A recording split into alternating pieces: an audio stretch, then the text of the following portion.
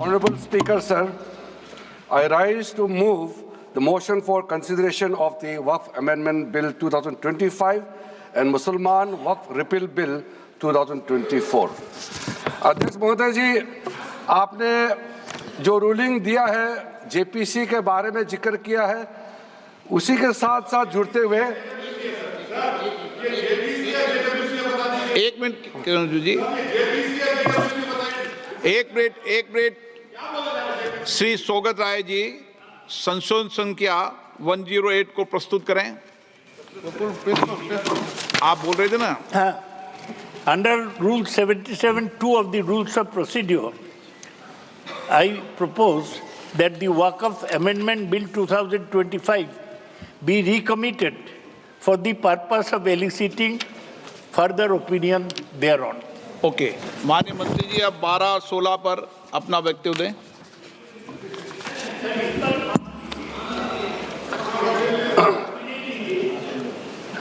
आपका जो जब मैं ओपनिंग करूंगा उसका भी जवाब आएगा और बाकी अमेंडमेंट तो आखिरी में आता ही है।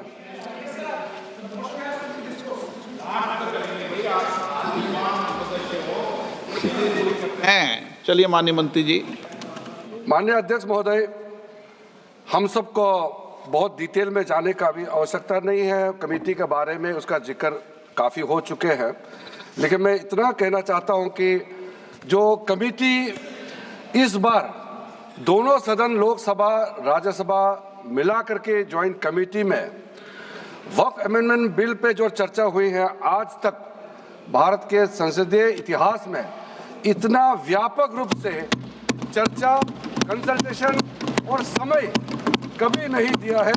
इसलिए मैं जो ज्वाइंट कमेटी में जितने मेंबर्स दोनों सदनों के लोकसभा और राज्यसभा में जो सदस्य उस कमेटी में थे, मेरे तरफ से सरकार की ओर से मैं धन्यवाद देता हूं, अभिनंदन करना चाहता हूं। अध्यक्ष महोदय जी, कुल मिलाकर के 97,27,772 याचिकाएं ऑनलाइन, फिजिकल, मेमोरेंडम के रूप में, रिक्वेस्ट के रूप में और सुझाव के रूप में पूरे तरह से सरकार ने देखा है। वो जेपीसी के माध्यम से हो या डायरेक्ट दिया हो, हमने सब उसको देखा है। इससे बड़ा कभी भी, इससे ज़्यादा संख्या में किसी भी बिल के ऊपर में लोगों का याचिकाएं नहीं आया आज तक। कुल मिलाकर के 284 डेलीगेशन ने अलग अलग समुदाय के जो स्टेक होल्डर्स हैं, उन्होंने कमेटी के सामने में अपने बात को रखा है, सुझाव भी दिया है।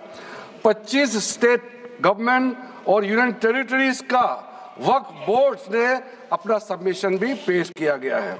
इसके अतिरिक्त कई लीगल लुमिनरीज, विद्वान लोग हैं हमारे समाज में, कम्युनिटी लीडर्स हैं, अलग अलग धार्मिक संस्थाओं का प्रतिनिधि, charitable organisation, civil society, academicians, researchers, policy makers, सब ने इस कमेटी के सामने में पेशकश किया है। उसके साथ साथ मैं कहना चाहता हूं सर, आज जब मैं जो बात रखूंगा आपके सामने में, पिछली बार जब हमने ये प्रस्तुत किए थे बिल को इस सदन में, तब भी मैंने कई बातें बताई थी। आज मैं उसको नहीं दोहराते हुए कुछ बातें मैं जोड़ूंगा और मुझे अपना बात रखने के बाद सिर्फ उम्मीद ही नहीं, पूरा यकीन है कि जो लोग इस बिल को विरोध कर रहे थे, वो हृदय में भी बदलाव होगा। पॉजिटिव सोच के साथ इस बिल में सब समर्थन करेंगे, ये मैं विश्वास के साथ आप आगे अपना बात रखना चाहता हूं। क्योंकि मैं पॉजिटिव नोट से बात रखना चाहता हूं, तो इसलिए एक मेरे जो मन की बात है मैं कहना चाहता हूं, तो इससे अच्छा संदेश जाए। किसी की बात कोई, अध्यक्ष महोदय, किसी की बात कोई बदगुमान ना समझे, इस जमीन का दर्द कभी आसमान ना समझेगा। ये मैं दिल से कह रहा हूं, क्योंकि अच्छा सोच के साथ, बड़ा दिल के साथ, खुले मन से मैं ये प्रस्ताव आपके सामने में पेश कर रहा हूं। सर, कई लोगों ने अपने अपने तरीके से बातें रखी हैं। किसी ने कहा ये प्रावधान अनकॉन्स्टिट्यूशनल है, गैर संवैधानिक है। किसी ने कहा ये इलीगल है, अनलॉफुल है। सर, ये बिल जो हम लोग जिक्र कर रहे हैं कोई नया विषय नहीं है। आज़ादी से पहले ये बिल जब पहली बार मुसलमान वक्फ वैलिडेटिंग एक्ट पास किया गया था 1913 में, तब से इसका इतिहास शुरू होता है। उससे पहले प्रिवी काउंसिल ने 1894 में इनवैलिडेट किया था वक्फ अल औलाद को। बाद में उसका प्रॉपर लीगल फॉर्म में 1913 के बाद फिर 1923 में द मुसलमान वक्फ एक्ट लाया गया था, जिसमें अकाउंटिंग और ट्रांसपेरेंसी के बारे में ये जोर उसको देते हुए ये एक्ट पास किया गया था। उसके बाद 1930 में द मुसलमान वक्फ वैलिडेटिंग एक्ट लाया गया है, जो रीइंफोर्स करता है legal validity of the family waqf. परिवार में जो वक्फ होता है उसको जोड़ देते हुए ये बिल लाया गया है। उसके बाद आज़ादी के बाद 1954 में 1954 में वक्फ एक्ट पहली बार आज़ाद भारत का एक्ट बनी और उस समय स्टेट वक्फ बोर्ड का भी प्रावधान उसी 1954 एक्ट में प्रावधान किया गया था। उस समय से लेकर के कई संशोधन के साथ में 1995 में व्यापक रूप से ये वक्फ एक्ट बनी है। तो उस समय किसी ने नहीं कहा कि ये एक्ट अनकॉन्स्टिट्यूशनल है, किसी ने नहीं कहा उस समय ये अनलॉफुल है। आज जब हम उसी बिल को सुधार के ला रहे हैं, तब आपको ये अनकॉन्स्टिट्यूशनल अनलॉफुल का ये शब्द इस्तेमाल करने का आपको ये नौबत कैसे आया, ये सोच क्यों आया? अगर आप सच्चे दिल से सोचते और मन साफ होते तो आप तर्क पे जाते। इस संशोधन बिल में जो जो तर्क है आप उसमें बात कीजिए, आप उसको छोड़ के जो कोई लेना देना नहीं है बिल में, उसका बात आप लेकर के लोगों को गुमराह करने का, बरगलाने का काम जो किया है, उसको मैं शुरू में साफ करना चाहता हूं। अध्यक्ष महोदय जी, 1995 में ट्राइब्यूनल का पहला व्यवस्था किया गया है ताकि वक्फ बोर्ड का कोई भी निर्णय किसी को अगर पसंद नहीं है या उसको चैलेंज करना चाहता है तो वक्फ ट्राइब्यूनल वहां आप जा सकते हैं। उसका प्रावधान पहले बार हुए हैं और उस समय यह भी फैसला हुआ कि 5 लाख से ज्यादा आमदनी किसी वक्फ प्रॉपर्टी में है, उसके लिए सरकार एग्जीक्यूटिव ऑफिसर्स अपॉइंट किया जाएगा। ये भी 1995 में शुरुआत की है। अध्यक्ष महोदय जी, ये आज एक ट्रिगर पॉइंट क्यों हुआ है? ये अमेंडमेंट बिल लाने का आवश्यकता सबसे ज्यादा शुरुआत कहां से हुई? मैं संक्षेप में बताना चाहता हूं। 2013 में 2014 में हम सब चुनाव में गए और चुनाव में जाने से पहले 2013 में कुछ कदम ऐसे उठाए गए हैं जो आप सुन करके, आप सदस्य के रूप में भी और इस देश का नागरिक होने के कारण आपके दिमाग में यह बात जरूर सवाल उठेगा कि ऐसा कदम क्यों उठाया गया है। सर, 2013 में पहला यह बदलाव हुआ कि इस देश में कोई भी आदमी, कोई भी इंसान, चाहे वो हिंदू हो, मुसलमान हो, सिख हो, ईसाई हो, पारसी हो, बौद्ध हो, जैन हो, वक्फ क्रिएट कर सकता है। सबको मालूम है वक्फ एक मुसलमान का अल्लाह के प्रति अपना एक उसका एक पायस चैरिटेबल रिलीजियस पर्पस के लिए वक्फ क्रिएट किया जाता है, लेकिन उसमें डाइल्यूशन करके 2013 में कोई भी वक्फ क्रिएट कर सकता है। ये प्रावधान सबसे पहले उस समय की यूपीए सरकार ने किया है। दूसरा, आपने सारा वक्फ को स्पेसिफिक कर दिया कि शिया बोर्ड में शिया ही रहेंगे, सुन्नी बोर्ड में सिर्फ सुन्नी ही रहेंगे और कोई भी बोर्ड हो सिर्फ उनके लोग ही रहेंगे, बाकी कोई उसमें आ नहीं सकता है। ऐसा आपने प्रावधान किया। तीसरा, 2008, सर आप शांति से सुनने के बाद आप जो भी पूछेंगे हमारा रिप्लाई तो आएंगे ही सर। डिबेट का आखिरी में है, मेरा फिर से रिप्लाई होगा। तो अभी मैं जब शुरुआत में कुछ दृष्टिकोण रख रहा हूं, इसमें कोई हस्तक्षेप ना करे, ध्यान से सुनिए ताकि हमारा डिबेट का स्तर भी ऊंचा रहे और तर्क भी सामने में आ जाए सर। सर एक प्रावधान आया सेक्शन 108, उस सेक्शन 108 में ये लिखा गया है कि वक्फ बोर्ड का जो प्रावधान है इस देश में कोई भी मौजूदा कानून के ऊपर में रहेगा, ओवरराइडिंग इफेक्ट रहेगा, ऐसा आपने कानून बनाया है। इस देश में ऐसा कानून कैसे मंजूर कर सकते हैं अध्यक्ष महोदय जी? हर कानून अपना अपना हिसाब से चलता है, लेकिन एक कानून दूसरे कानून के ऊपर में ओवरराइडिंग इफेक्ट होगा, ये कोई भी मान्यता नहीं दे सकता है।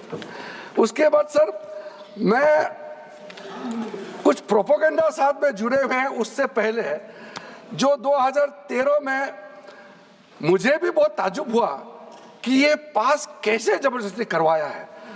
2013 में वक्फ में यूजर जो आपने प्रावधान डाला, उसके बाद 1970 से एक केस चल रहा था दिल्ली के अंदर में। दिल्ली के अंदर में हमारा सीजीओ कॉम्प्लेक्स है, पार्लियामेंट बिल्डिंग है, कई प्रॉपर्टीज है, और इसको वक्फ बोर्ड, दिल्ली वक्फ बोर्ड ने क्लेम किया कि ये वक्फ प्रॉपर्टीज है। उसके बाद ये केस चल रहा था अदालत में। उस समय यूपीए सरकार ने पूरा सारा जमीन को डी नोटिफाई करके वक्फ बोर्ड को दे दिया। 123 प्रॉपर्टी। अगर आज हम ये संशोधन लेके नहीं आते तो जिस सदन में हम बैठे हैं, ये पार्लियामेंट बिल्डिंग, इसको भी क्लेम किया जा रहा था। एयरपोर्ट, बसंत विहार, और अगर नरेंद्र मोदी जी का सरकार नहीं आते, अगर यूपीए का सरकार कंटिन्यू रहता, तो क्या क्या बिल्डिंग को डी नोटिफाई किया जाना था। 123 प्रॉपर्टी को तो डी नोटिफाई किया। मैं रिकॉर्ड में कह रहा हूं, अपने मन से कुछ नहीं कह रहा हूं, मैं ऑफिशियल रिकॉर्ड का बात बता रहा हूं। अध्यक्ष महोदय, आप काहे को उछल रहे हो? मैं अपने से थोड़ी बोल रहा हूं, जो हकीकत बात को बता रहा हूं। आप आराम से बैठ के सुनिए। आपके दल को और आपको सबको बोलने का मौका मिलेगा। माननीय मंत्री जी,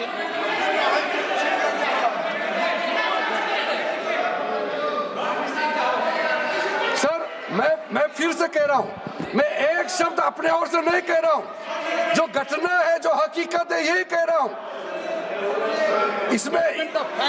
इनको इसमें इतना उछालने का, उत्तेजित होने का कोई मतलब ही नहीं है सर। अध्यक्ष महोदय,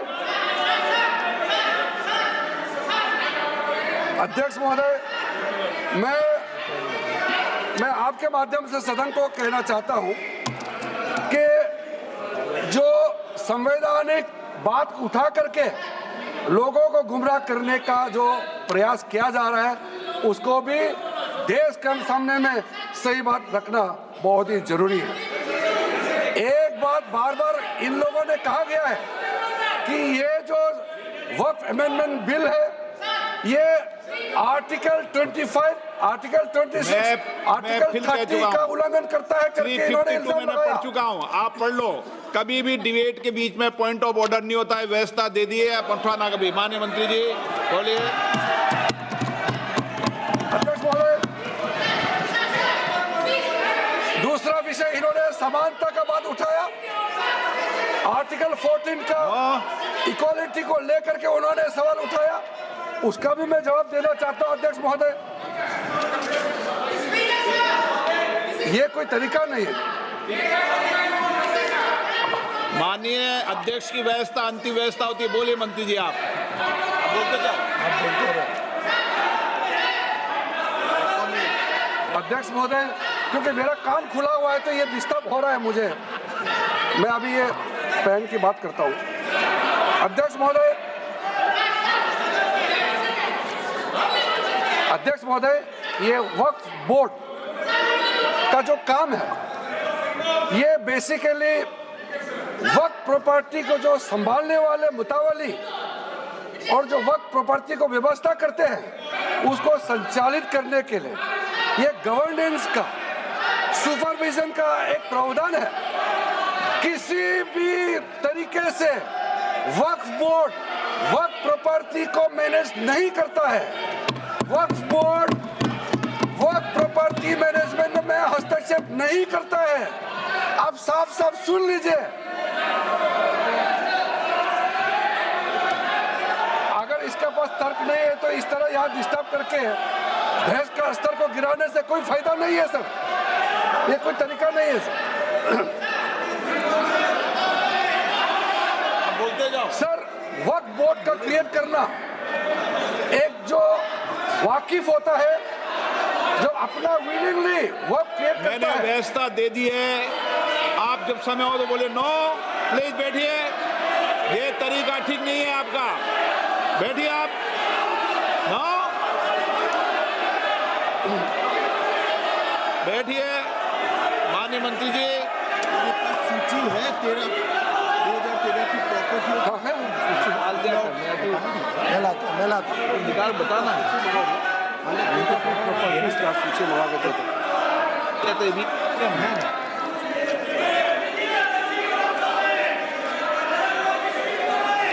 अध्यक्ष महोदय, सबको बोलने का मौका मिलने वाले हैं, तो कम से कम बात को शांति से सुनने के बाद आप अपना बात रखिए। ये कोई तरीका नहीं होता है सर।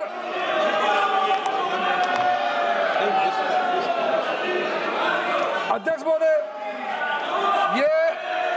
ये जो उन्होंने गुमराह करने का कोशिश किया गया है, ये मैं कुछ केसेस आपको बताना चाहता हूं सर। आप देखिए आर्टिकल 25(1) क्या कहता है, संविधान का अनुच्छेद आर्टिकल 25(1) कहता है, subject to public order, morality and health, and to the other provisions of this part, all the persons are equally entitled to freedom of conscience and the right freely to profess, practice and propagate religion. Sir, government किसी भी धार्मिक व्यवस्था को, किसी भी religious institution, कोई धार्मिक काम में हस्तक्षेप करने नहीं जा रहा है, ना ही वक्फ बोर्ड किसी धार्मिक स्थल की व्यवस्था में कोई भी तरीके से हाथ डालने का प्रावधान है, बिल्कुल नहीं है सर। आप अगर हम कोई नमाज, सर ये क्या झूठ बोल रहे हैं, ये कॉन्स्टिट्यूशन, हम कॉन्स्टिट्यूशन का प्रावधान पढ़ रहे हैं फिर भी झूठ बोल रहे हैं, ये कॉन्स्टिट्यूशन को नहीं मानते हैं सर। किसी मस्जिद का मैनेजमेंट को हम हस्तक्षेप करने का कोई इसमें प्रावधान नहीं लिया जा रहा है। एक मिनट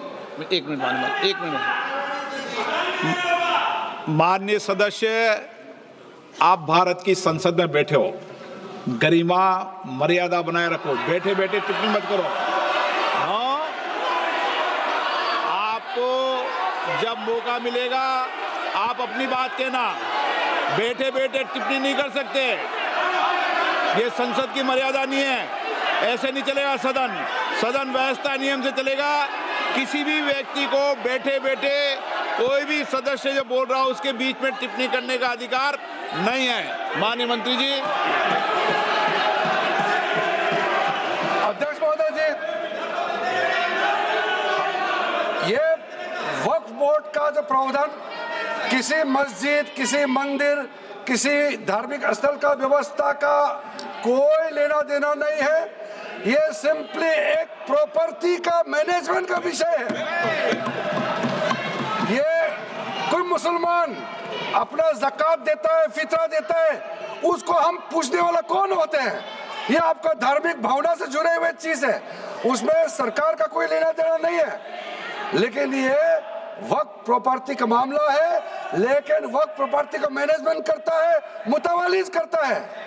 ये आपको इतना बेसिक ये फर्क जो है अगर समझ में नहीं आते या जानबूझ करके आप नहीं समझना चाहते हैं तो मेरा पास इसका कोई इलाज नहीं है।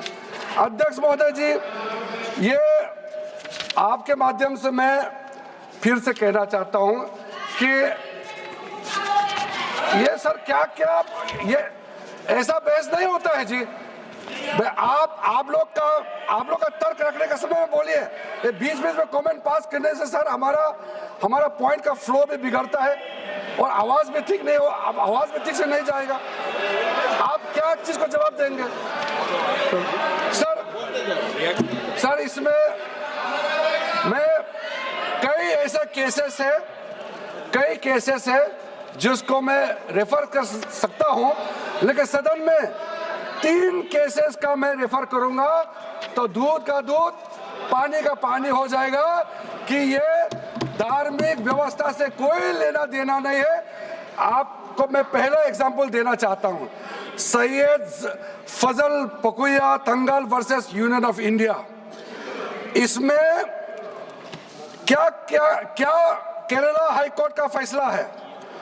केरला हाईकोर्ट ने कहा the Waqf board is a statutory body, pure and simple, it is not a representative body of the Muslim community.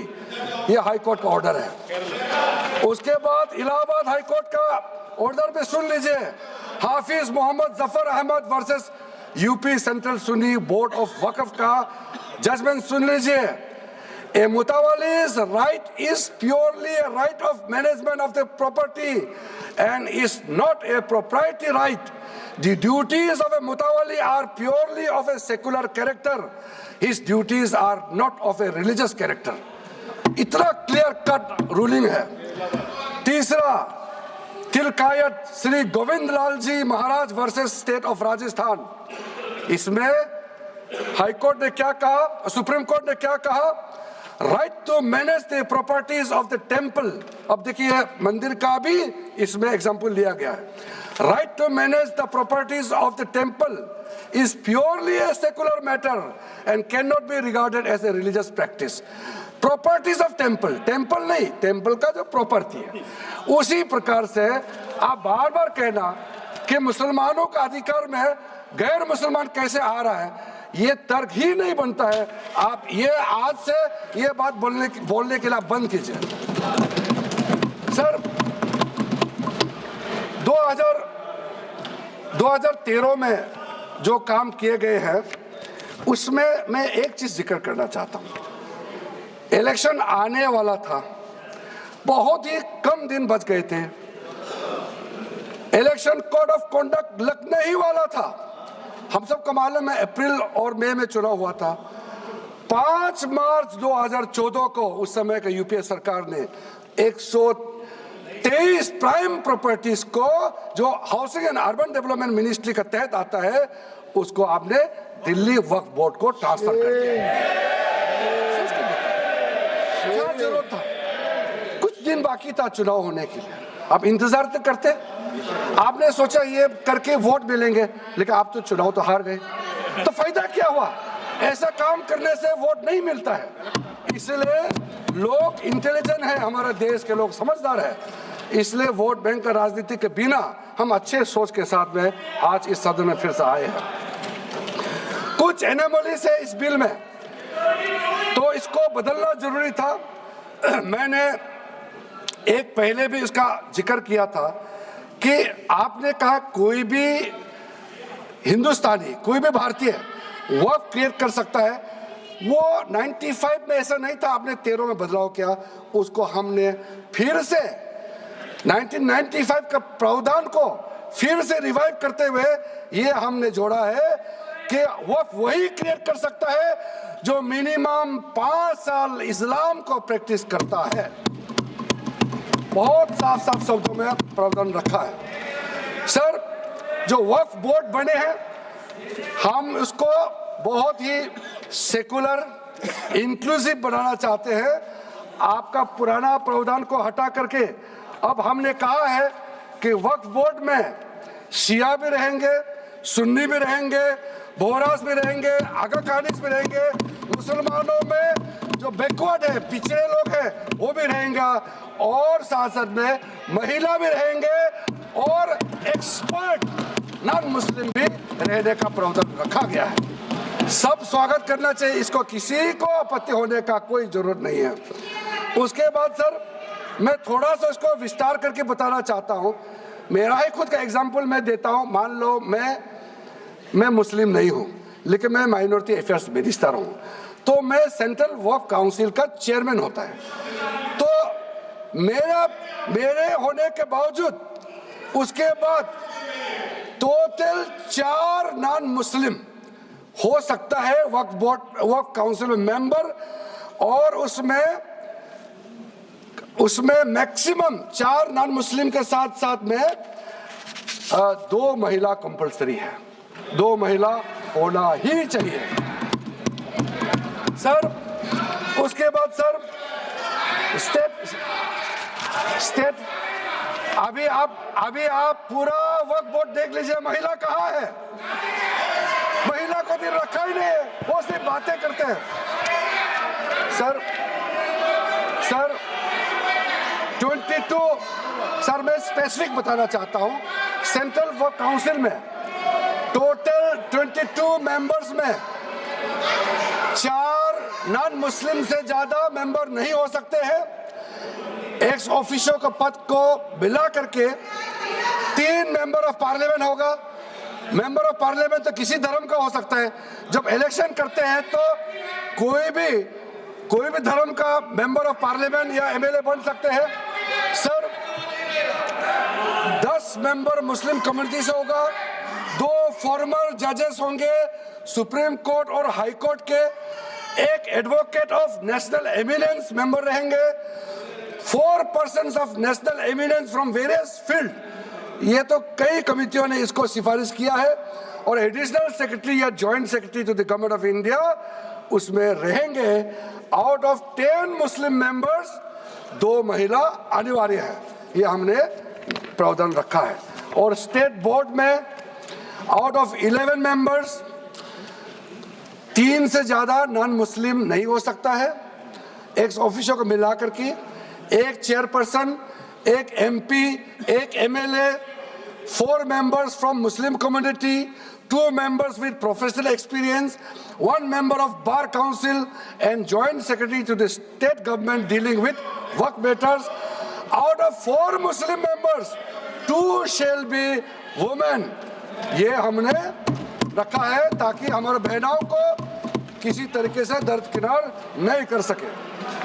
Waqf act sir हमने जो नया प्रावधान रखा है उसमें जितना भी जो आर्बिट्रेरी प्रोविजन जो जरूरी नहीं था उसको हमने सामान्य रूप से देश में और जितना कानून है उसको मिलाते हुए मुख्य रूप से ट्रांसपेरेंसी इन वक्फ मैनेजमेंट, सर्वे को अपडेट करने के लिए जो पहले इनसफिशिएंट प्रोविजन था इसमें वक्फ लैंड रिकॉर्ड्स वगैरह में महिलाओं का इनहेरिटेंस राइट्स, बच्चों का राइट, और साथ साथ में कई हजारों केसेस पेंडिंग है ट्राइब्यूनल और कोर्ट्स में, उसको सेटल करने के लिए जो आज लगभग 10,000 से भी ज्यादा केसेस जो पेंडिंग था और कुछ सालों के अंदर में 13 से 30,000 केसेस पेंडिंग हो चुके हैं, उसको सरलता से सुलह करने के लिए हमने रास्ता खोजा है।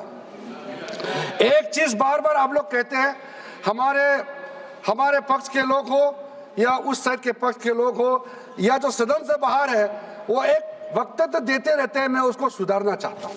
ये कहते हैं कि हमारा देश में लैंड बैंक जो है वक्फ बोर्ड के पास 3rd लार्जेस्ट है। पहला रेलवे, इंडियन रेलवे, फिर इंडियन आर्मी मतलब इंडियन डिफेंस का, और फिर कहता है वक्फ बोर्ड के पास जमीन है। मैं उसको सुधारना चाहता हूं। सर आप भी तो ट्रेन में चलते हैं, हम लोग भी ट्रेन में चलते हैं, हजारों किलोमीटर ट्रेन का पटरी लगा हुआ है, स्टेशन बना हुआ है। वो ट्रेन का पटरी लगा हुआ है, वो रेलवे का प्रॉपर्टी थोड़ी है, ये तो देश का प्रॉपर्टी है, हम लोग सब चलते हैं उसमें। इसको आप कैसे लगा सकते हैं कि रेलवे के पास इतना है, वक्फ बोर्ड के पास इतना है? वो देश का प्रॉपर्टी है। हमारा डिफेंस के पास कहता है कि 2nd लार्जेस्ट है। डिफेंस के पास जो भी लैंड है, जहाँ ट्रेनिंग करता है, जहाँ वो रहता है, या बॉर्डर एरिया में जितना डिफेंस लैंड है वो देश का रक्षा के लिए है। उसको आप कैसे वक्फ प्रॉपर्टी के साथ आप तुलना कर सकते हैं? वक्फ प्रॉपर्टी प्राइवेट प्रॉपर्टी होता है सर। तो इसलिए दुनिया में सबसे ज्यादा वक्फ प्रॉपर्टी हिंदुस्तान में है। सिर्फ हमारा देश में ही नहीं, दुनिया का सबसे बड़ा और सबसे ज्यादा वक्फ प्रॉपर्टी हिंदुस्तान में है। तो फिर ये क्यों है 60 साल तक आप सरकार में रहे हैं, हमारे देश में मुसलमान इतना गरीब क्यों है? जब दुनिया का सबसे ज्यादा वक्फ प्रॉपर्टी हमारे देश में है, तो हमारे गरीब मुसलमानों का पढ़ाई के लिए, मेडिकल ट्रीटमेंट के लिए, स्किलिंग के लिए, इनकम जनरेशन के लिए क्यों काम नहीं हुआ आज तक? बताइए। ये दुनिया का सबसे बड़ा वक्फ प्रॉपर्टी अगर हिंदुस्तान में है, तो उस प्रॉपर्टी से गरीबों का उत्थान के लिए, लोगों का भला के लिए अगर ये सरकार नरेंद्र मोदी जी के नेतृत्व में गरीब मुसलमानों के लिए काम कर रहा है, तो इसमें आपत्ति क्यों होना चाहिए? आप लोग बताइए। इसलिए सर, इसको धर्म जाति से बाहर उतर करके सबको सीधा सीधा अपना दिल से पूछ करके आप सोच के देखिए कि आप जो लोग आज इस बिल को विरोध कर रहे हैं, आज 1 साल 2 साल नहीं, सदियों तक हमारा देश उसको याद रखेगा कौन इस बिल को समर्थन कर रहा है, कौन इस बिल को विरोध कर रहा है। आज चंद वोट के लिए, सत्ता के लिए हमारे मुसलमानों को आपने 70 साल से ज्यादा वोट बैंक बना करके गुमराह किया है। कितना और गुमराह करना चाहते हैं? अब हमारा देश में वोट बैंक का राजनीति नहीं चलेगा। इसलिए मैं कहना चाहता हूं, जब हमारा देश में इतना वक्त प्रॉपर्टी है, तो इसको हम बेकार में पड़ा रहने नहीं दिया जा सकता है। गरीब मुसलमानों के लिए, आम मुसलमानों के लिए इस्तेमाल करना ही पड़ेगा। उसके लिए आज का ये वक्त संशोधन बिल जरूरत है। अध्यक्ष महोदय जी, हमारे अपने वामसी पोर्टल में, हमारे मंत्रालय के वामसी पोर्टल में हमने रिकॉर्ड देखा है। सचर कमेटी जो आपने बनाया है 2006 में, उन्होंने भी ये बारे में काफी डिटेल में जिक्र किया हुआ है। सर 2006 में 4.9 लाख वक्फ प्रॉपर्टी था और उसका इनकम कितना था मैं बता दूं आंकड़ा सर, आप कहेंगे 4.9 लाख वक्फ प्रॉपर्टी में टोटल इनकम था 163 करोड़। कौन खाते थे? 163 करोड़। और आपने 2013 में बदलाव करने के बाद आज इनकम कितना बढ़ा है वो भी मैं बता देता हूं। जरूर। हो गया 166 करोड़। 3 करोड़ बढ़ा है। कैसे मंजूर कर सकता है हम लोग इस महान सदन में बैठ करके? अगर इतना 10 सालों के बाद भी दुनिया का सबसे ज्यादा प्रॉपर्टी का टोटल इनकम जनरेशन 3 करोड़ बढ़ता है, तो ये हम कभी मंजूर नहीं कर सकता अध्यक्ष महोदय। इसलिए उस समय कहा गया था, मैं अभी का नहीं बता रहा हूं, सचर कमेटी समय में भी कहा गया है कि अगर थोड़ा सा एफिशिएंटली मैनेज करता तो 12,000 करोड़ पर ईयर तो उसी समय जनरेट हो जाना चाहिए था नॉर्मल मार्केट रेट से। और 12,000 करोड़ अगर वो प्रॉपर्टी से रेवेन्यू जनरेशन करता है, कितना लाखों करोड़ों मुसलमानों को फायदा होगा, आप सोच के देखिए। इसलिए सर आप लोग भी, मैं अनुरोध करता हूं कि आप लोग भी वक्त के बारे में जानना तो हमारा वामसी पोर्टल को क्लिक करके आप लोग देखिए। सर आज वो 4.9 लाख से बढ़ करके टोटल वक्फ प्रॉपर्टी बन गया है 8.72 लाख। हमारा देश में वक्फ प्रॉपर्टी बन गया है। और आप कल्पना कीजिए 8.72 लाख प्रॉपर्टी वक्फ का है, उसको अगर हम सही तरीके से मैनेजमेंट करता तो हमारा मुसलमानों का ही नहीं है, देश का तकदीर बदल जाएगा। इतना प्रॉपर्टी हमारे पास। अब समझिए चीज को। सर मैंने अभी कई राज्यों का दौरा किया अध्यक्ष महोदय, मैंने कई राज्यों का दौरा किया। मैं एक एग्जांपल आपको जरूर देना चाहूंगा। मैं बहुत इंप्रेस हो गया जब मैं पिछली बार जम्मू कश्मीर गई। जम्मू कश्मीर में हमारा नई वहाँ वक्फ बोर्ड का चेयरपर्सन बनी और मैंने पूछा कि आप जब वक्फ बोर्ड का चेयरमैन बनी तो उसमें क्या हालत थी और आज क्या हालत है। उन्होंने बोला कि सर जब उन्होंने पदभार संभाली तो उसमें कोई इनकम का, कोई व्यवस्था का, रिकॉर्ड का ठीक ठाक कुछ भी नहीं था। और उन्होंने आने के बाद 40 करोड़ रेवेन्यू इनकम उन्होंने जनरेट करना शुरू किया, मुझे बताया। और उसके वजह से वहाँ काफ़ी अच्छा काम कर रहा है। मैं हजरत बल श्राइन भी गए और वहाँ भी मरम्मत चल रहे हैं। इतना पुराना श्राइन है, दुनिया के लोग आते हैं, बहुत खूबसूरत से उसका सारा आसपास का ब्यूटिफिकेशन का काम भी चल रहा है। अगर अच्छा काम करेगा, रेवेन्यू बढ़ेगा तो सबका फायदा होगा सर। इसलिए सर आप लोग आज बिल को समर्थन करने के बाद मेरे ऑफिस में आइए, 1 साल के अंदर में इसका ट्रांसफॉर्मेशनल इम्पैक्ट क्या होता है मैं ही आप लोगों को बता दूंगा। सर वर्क अमेंडमेंट जो बिल लाए हैं उसमें जेपीसी का कई रिकमेंडेशंस है जिसको हमने समर्थन किया है और एक्सेप्ट किया हमने यहाँ इस बिल में लाया। इसलिए बोलना कि जेपीसी का आपका कमेटी के बात को माना ही नहीं है, आपका कमेटी के बात नहीं सुना गया है, वो गलत बात है सर। अध्यक्ष महोदय जी, पार्लियामेंट्री कमेटी जब बनता है तो उसका एक अपना सैंक्टिटी होता है और उस कमेटी में खुले बहस हुए हैं। उसमें मैं अंदर जाना नहीं चाहता हूँ क्या हुआ है, लेकिन उनके बीच में कई ऐसे मुद्दे हैं जो हम लोग सरकार समझते हैं कि बहुत अच्छा सुझाव आया है, हमने उसको माना है। और कुछ छोटा अमेंडमेंट है जो बहुत ज़रूरी चीज़ है, वो अमेंडमेंट भी हम लेकर के आए हैं। इसके बाद जो पूरा ये सारा व्यवस्था देखने के बाद सबके मन में उम्मीद जागेगा। उम्मीद इसलिए जागेगा कि एक नए सवेरा आने वाला है, इसलिए नए एक्ट का नाम भी उम्मीद हो गया है। तो उम्मीद क्यों हुआ है सर, मैं आपको बताना चाहता हूँ। ये जो unified work management, empowerment, efficiency and development, full form उम्मीद है, इसका रखने का पीछे कारण है सर। ये उम्मीद क्यों है?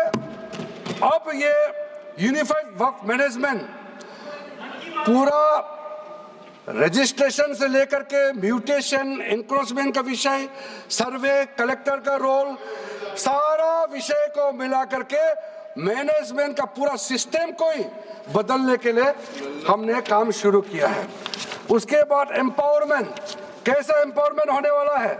मैंने पहले भी जिक्र किया, मुसलमानों में भी जो शियास हैं, सुन्नीस हैं, बोरास, आकाकानीस, पसमानदा मुस्लिम्स हैं जिसको बैकवर्ड माना जाता है, और विशेष करके महिलाएं और बच्चों के लिए जो हमने प्रावधान रखा है, तो ये मुसलमान का कम्युनिटी के अंदर में इतना जोरदार स्वागत हो रहा है।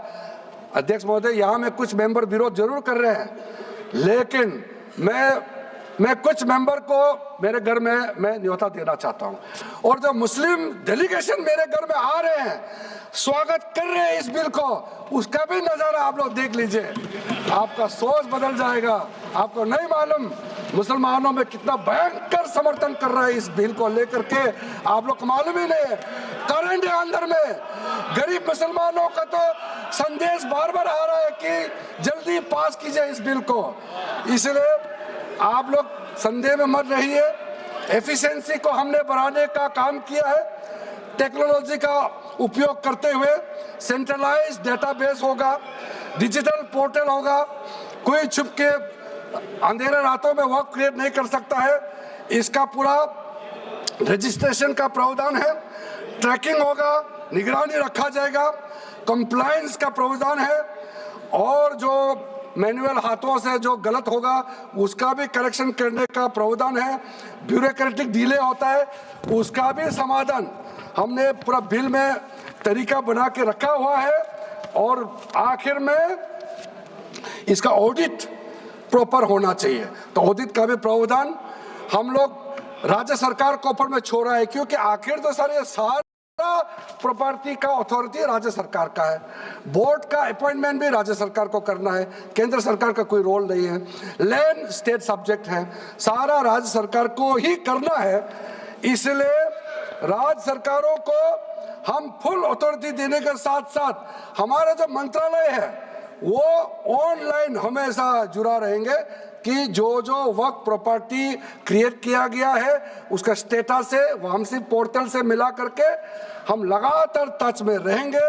इसलिए कोई इसमें ये नहीं सोचना है कि सेंट्रल गवर्नमेंट कोई एक्स्ट्रा पावर हड़पने जा रहा है क्या, बिल्कुल सोचने का नहीं है। ये टोटली स्टेट गवर्नमेंट का अधीन है और राज्य सरकारें ही इसका निगरानी में आगे काम करना है। उसके बाद सर जो पर्पस के लिए वर्क क्रिएट किया जाता है, बेसिकली 3 पर्पस होता है, रिलीजियस, चैरिटेबल एंड पायस। उसका हो रहा है कि नहीं हो रहा है, और इनकम जनरेशन खास करके जो वेलफेयर काम है उसका हो रहा है कि नहीं हो रहा है, इसका भी इफेक्टिव गवर्नेंस का प्रावधान हमने रखा हुआ है। और साथ साथ सर मैं आपको इस उम्मीद के साथ साथ ये कहना चाहता हूं कि जो रिफॉर्म्स हमने जो लाए हैं और साथ साथ में जो प्रावधान कुछ बदलाव हमने आपको बहुत शॉर्ट में बताया, क्योंकि डिटेल में तो मैं रिप्लाई तो करूंगा ही, इसमें अगर आपको लगता है कि हमको अगर इनकम जनरेशन करने के लिए वर्क प्रॉपर्टी को बेहतर इस्तेमाल करने के लिए क्या करना चाहिए, जब हम इसका सबऑर्डिनेट लेजिस्लेशन के माध्यम से रूल्स बनाएंगे, आपका सुझाव हम खुले दिल से स्वागत करेंगे। क्योंकि आखिर तो प्रॉपर्टी देश का है, किसी का भी हो, उसको अगर अच्छा से चलाना है तो आप सुझाव देंगे तो हम तो पूरा वेलकम करेंगे उसमें। इसलिए आज मैं मेंबरों के साथ साथ जो कई दरगाह है, कई मस्जिद के इमाम है, कई लोग जो मुझे मिले, उन्होंने भी बहुत अच्छा सुझाव दिया है। उसको डिटेल में मैं यहाँ कहना नहीं चाहता हूँ, लेकिन हम रिकॉर्ड में रखा है, कई अच्छे अच्छे सुझाव हमारे पास आए हैं, वो भी हमने नोट करके रखा है। एक इम्पोर्टेंट पॉइंट को मैं अब आपके सामने भी रखना चाहता हूँ। ये जो हमने एक डेफिनेशन में जो बदलाव लाया है, इस डेफिनेशन में बदलाव का सबसे बड़ा मतलब ये है कि मुसलमानों में भी जो वक्फ के अंदर में अपना प्रॉपर्टी, वक्फ प्रॉपर्टी इस वक्फ बोर्ड के प्रावधान से गवर्न करना चाहते हैं, मोस्ट वेलकम है। अगर वो ट्रस्ट के माध्यम से अपना प्रॉपर्टी का अलग तरीके से वक्फ करना, वो चलाना चाहता है, मैनेज करना चाहता है, उसके लिए भी छूट दिया गया है। तो इसमें जो आप लोग बार बार कहते हैं कि वक्फ बोर्ड में गैर मुसलमान कैसे आ रहा है, इसका मैं छोटा सा एग्जांपल देना चाहता हूँ। अभी हम लोग किसी धर्म, किसी जाति का हिसाब से तो हम एमपी नहीं बने हैं, हम तो ऐसे सिटीजन होकर के एमपी बने हैं। तो अगर मेरा कॉन्स्टिट्यूंसी वाला हमको कहेंगे कि किरण रिजिजू मेरा यहाँ नहीं आ सकता है, हमारा धर्म और तुम्हारा धर्म अलग है, तो कैसे होगा? मैं तो एज एमपी, मेरे पास अथॉरिटी है, मैं जा सकता हूँ। उसी प्रकार से आपका ट्रस्ट है, ट्रस्ट को चलाता है चैरिटी कमिश्नर। तो ट्रस्ट वाला कैसे कहेंगे कि चैरिटी कमिश्नर मेरा जात का ही होना चाहिए?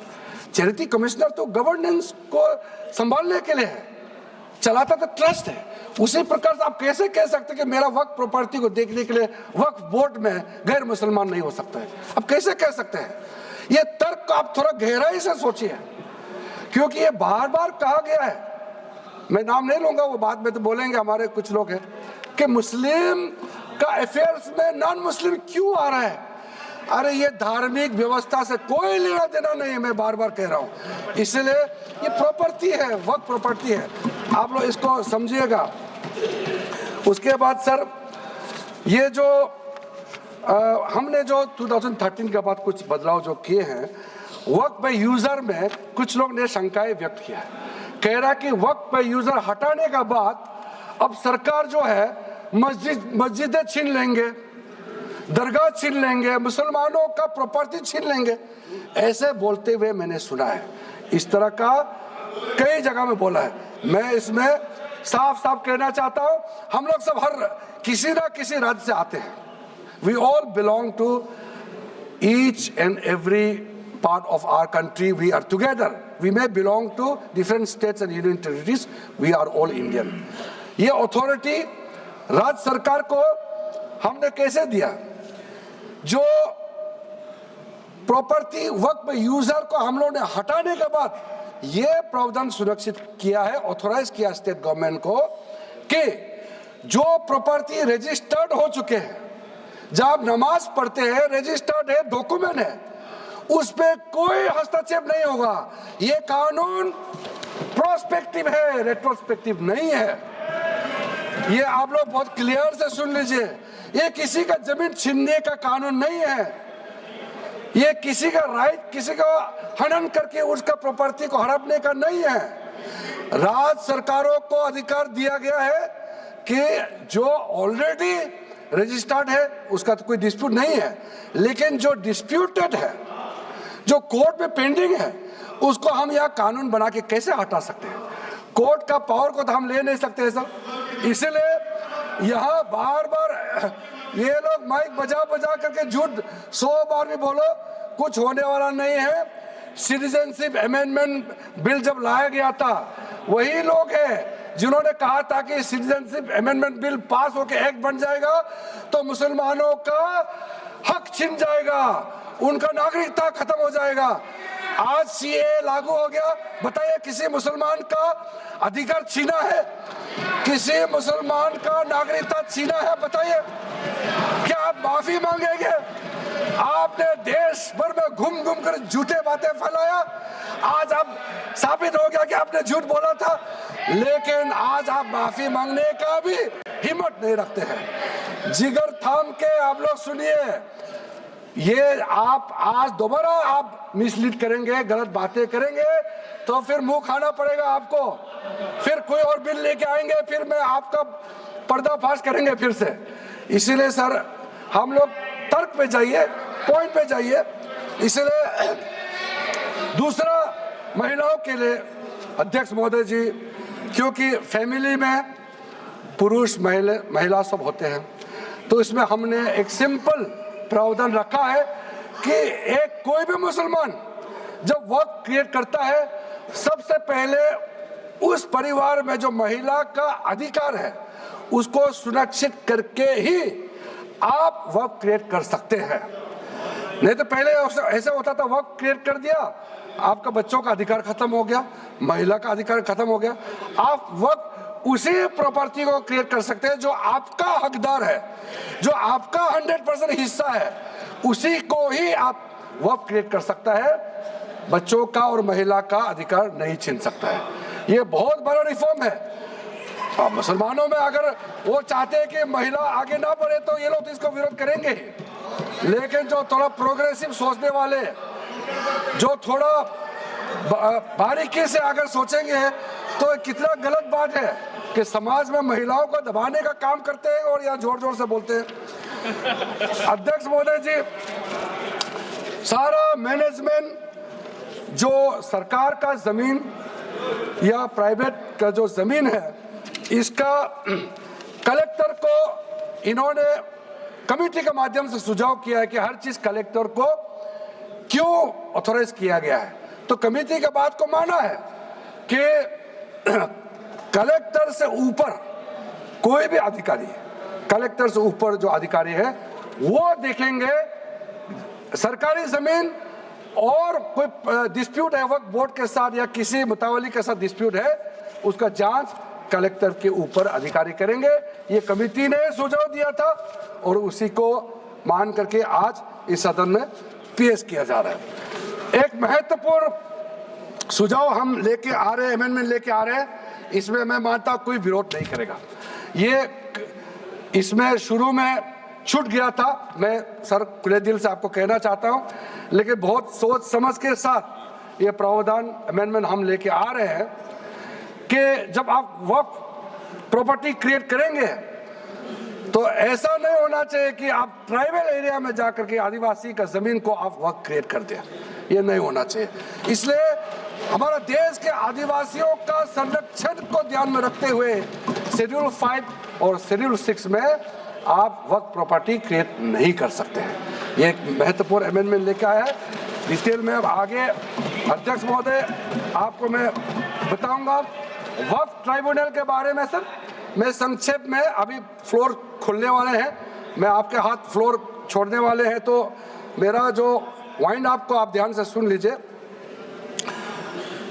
जो ट्राइब्यूनल है, ट्राइब्यूनल में 2 मेंबर का हमने प्रस्ताव रखा था, तो कमेटी ने कहा कि 2 मेंबर ठीक नहीं है, इसमें 3 मेंबर होना चाहिए।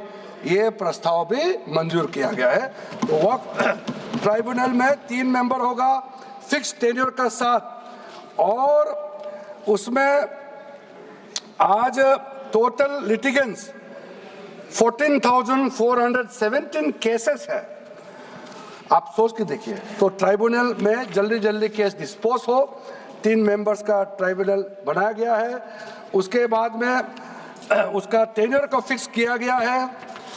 उसके बाद में जो एक बहुत स्ट्रिंजेंट प्रोविजन था, पहले ऑटोमेटिक अपील करने का राइट नहीं था, स्पेशल रिव्यू पिटीशन ही कर सकते थे ट्राइब्यूनल के ऑर्डर के बाद। तो आज हमने एक अच्छा सोच के साथ खुला मन से ये कहा है कि अब अगर आप वक्फ बोर्ड का निर्णय से खुश नहीं है, वक्फ ट्राइब्यूनल का निर्णय से खुश नहीं है, तो आप अदालत जा सकते हैं। ये रास्ता भी हमने खोल दिया है। उसके बाद सर कंट्रीब्यूशन, एनुअल कंट्रीब्यूशन, ये भी आपका ही सुझाव था कमेटी वालों का कि जो कंट्रीब्यूशन देते हैं वक्फ बोर्ड मुतावली जो देते हैं उसको घटाना चाहिए, तो उसको 7% से 5% घटा दिया है, ताकि ज़्यादा पैसा आप चैरिटेबल पर्पस के लिए खर्चा कर सके। तो अच्छा जो प्रॉपर्टी मैनेज करता है वो तो सरकार को शाबाशी देंगे। उसके बाद एक बहुत ही महत्वपूर्ण प्रावधान है जो हमको रखना पड़ा, आपने लॉ ऑफ लिमिटेशन को इस वक्फ बोर्ड का प्रावधान से हटा दिया था, इसको हमने लगाया है। तो अब तो मालूम है the limitation act of 1963 will now apply to the work property claims from the date of commencement of this act, aiming to reduce prolonged litigation। ये बहुत बड़ा मैं मानता हूँ एक कदम उठाया है। और जो सेक्शन 40 सबसे ड्रैकोनियन प्रोविजन इस एक्ट में था, तो सेक्शन 40 था। सेक्शन 40 के तहत वक्फ बोर्ड, आप लोग बार बार कहते हैं ना ये ऐसा नहीं है, ऐसा ही है। सेक्शन 40 में किसी भी जमीन को आप वक्फ प्रॉपर्टी डिक्लेयर कर देता था, वो प्रॉपर्टी को हमने हटा दिया है। वो कोई भी जमीन को वक्फ प्रॉपर्टी डिक्लेयर करके फिर किसी गरीब के लिए नहीं करना है। वो लोग, कुछ लोग, चंद लोग अपने के लिए, अपने फायदा के लिए इस्तेमाल करते हैं। ओवैसी मैं तो नाम नहीं लूंगा, लेकिन सर ये प्रावधान को इतना मिसयूज हुआ, इसलिए तो इतना लाखों प्रॉपर्टी की संख्या बढ़ गई। अब किसी प्रॉपर्टी को कैसे आप क्लेम कर सकते हैं? इसलिए इस सेक्शन 40 की वजह से, अध्यक्ष महोदय जी, इस सेक्शन 40 की वजह से कई मुद्दे इस देश में आया है। आज पूरा हमारा देश का क्रिश्चियन कम्युनिटी, जो कैथोलिक चर्च काउंसिल के लोग, भारत चर्च ग्रुप के लोग, केरला में हो या देश भर में, आज पुकार के क्यों कह रहा है कि वक्त संशोधन बिल जल्दी पारित होना चाहिए। वो इसीलिए कि सेक्शन 40 का मिसयूज होता था। सर आप सोचिए, केरला का एमपी, तमिलनाडु का एमपी लोग तो सोचिए, अगर आपने गलती से इस बिल का विरोध कर दिया तो आप क्या विरोध झेलना पड़ेगा बाहर में, आप कल्पना कीजिएगा। अभी से आप सोचिए, मैंने पिछली बार भी बताया सुरेंद्रेश्वर टेम्पल के बारे में, तो आपको बताया जब बाकी कोई धर्म ही नहीं था तब ये सुरेंद्रेश्वर टेम्पल था। तिरुचेंदुराई विलेज तमिलनाडु में, उसको वक्त डिक्लेयर करने के बाद कर्नाटका में तो हजारों एकड़ का इशू है। फिर सर हरियाणा में जतलाना विलेज, यमुनानगर में सिख गुरुद्वारा का जो जमीन है, कभी वहाँ मस्जिद भी नहीं था, कभी वहाँ मुस्लिम का सेटलमेंट का भी रिकॉर्ड नहीं था, उसको भी वक्फ डिक्लेयर कर दिया था। उसी प्रकार से केरला का मुनम्बम का जो इशू है वो तो अभी सब जान ही रहा है कि 600 क्रिश्चियन फैमिलीज का जो जमीन को वक्फ बोर्ड ने वक्फ डिक्लेयर कर दिया है, चर्च का भी कर दिया और आगे जाने का रास्ता भी बंद कर दिया था। अगर हम ये बिल पारित कर दिया, उसका अपना जमीन वापस मिल जाएंगे गरीबों का, किसानों का। ऐसे चीजों में आप लोग भी समर्थन करना चाहिए। मैं तो मानता हूं कि अभी भी देर नहीं हुआ, अभी भी आप जिद पे राजनीतिकरण करके आप अड़े रहे, आप मुश्किल में फंसने वाले हैं। विशेष करके हमारे कांग्रेस वालों को मैं कहना चाहता हूं, और बाकी हमारे साथी दल है कांग्रेस के झांसे में ना आए, आपको भी डुबा देंगे ये लोग। इस बिल को विरोध करके बहुत बड़ा नुकसान होने वाला है। आप ध्यान से सुनिए अध्यक्ष महोदय। इसलिए अंत में सर, क्योंकि मैंने कहा है कि मैं आखिर में जवाब दूंगा, तो हम लोग आगे भी इस पार्लियामेंट को भी वक्त डिक्लेयर ना कर दे, हम लोग आराम से भविष्य के लिए और अच्छा काम करें। मैंने पॉजिटिव बात में अपना बात को रखा है। अंत में मैं अपील करके अपना बात को समाप्त करना चाहता हूं। इसी लाइन के साथ मेरी हिम्मत को तो सराहो। देखिए मैं कितना हिम्मत के साथ बोल रहा हूं। मेरे हिम्मत को तो सराहो, मेरे हमराही बनो। मैंने एक शम्मा जलाई है हवाओं के खिलाफ।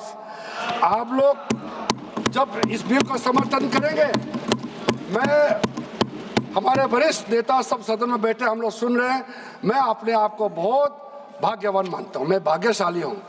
प्रधानमंत्री नरेंद्र मोदी जी ने मेरे जैसे एक साधारण सदस्य को इतना पुण्य काम करने का मौका दिया है, इस बिल को यहाँ रखने का मौका दिया है।